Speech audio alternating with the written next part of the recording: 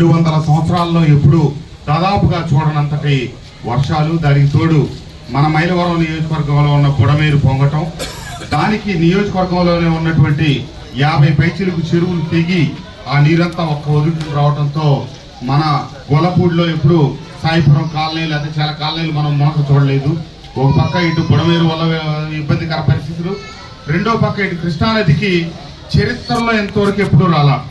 11,43,000 క్యూసెక్లు. ప్రకాశం barrage కట్టిన తర్వాత ఇప్పటి వరకు చరిత్ర మొత్తంలో అత్యధికంగా వచ్చిన వరద 11 లక్షల క్యూసెక్లు. మొట్టమొదటిసారి 11,43,000 క్యూసెక్లు వచ్చి ఒక పక్క బుడమేరు, రెండో పక్క కృష్ణానది,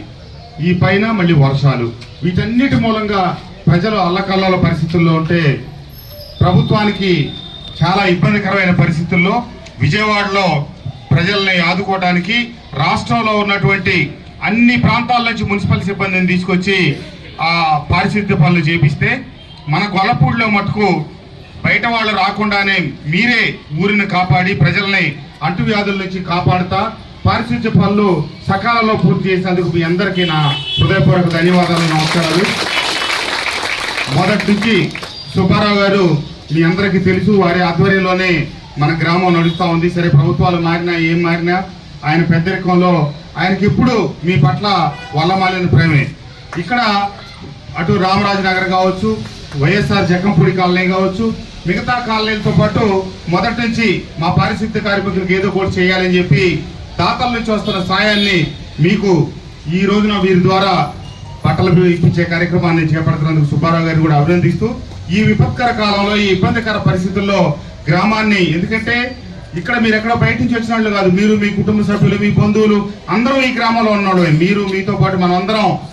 ఆరోగ్యంగా ఉండాల్సిన పరిస్థితులు కాబట్టి మీరు ఇబ్బందికర పరిస్థితుల్లో కాపాడినందుకు మీ అందరికీ గ్రామాన్ని ఇప్పుడే కాదు రాబోయే రోజుల్లో కూడా గొల్లపూడి అంటే పరిశుద్ధ గ్రామం, శుభ్రమైన గ్రామం, ఇక్కడ అనారోగ్యాలకు గురి కారు, ఇక్కడ ప్రజలందరూ ఆరోగ్యంగా ఉంటారనే భావనతో ఉండేట్టుగా మీరు మన గ్రామాన్ని సక్రమంగా తీర్చిదిద్దుకోవాలని చెప్పి తెలియజేస్తూ ఈ కార్యక్రమానికి మీ అందరికీ ఈరోజు